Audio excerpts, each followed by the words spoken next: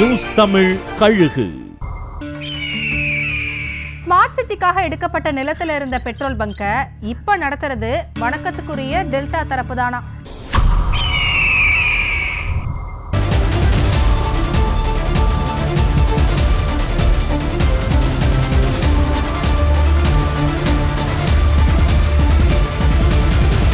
தஞ்சாவூர் மாநகரத்தில் smart city அமைக்கிறதுக்காக Thanjavur நகரத்தை சுற்றி இருக்கக்கூடிய அகழிகளை தூர்வாரணுங்கிற அடிப்படையில் கரையோரமாக இருக்கக்கூடிய 10,000க்கும் மேற்பட்ட வீடுகளை காலி செய்ய சொல்லி ஆணை பிறப்பிக்கப்பட்டிருக்கு.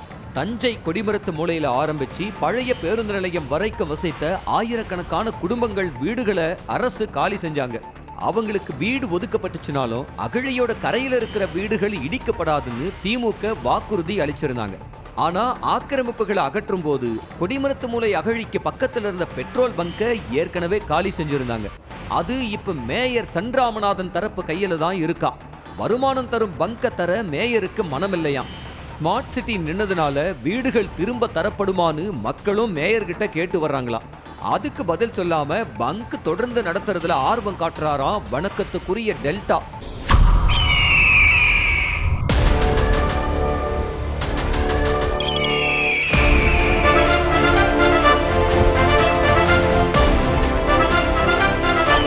நியூஸ் தமிழ் கழுகு.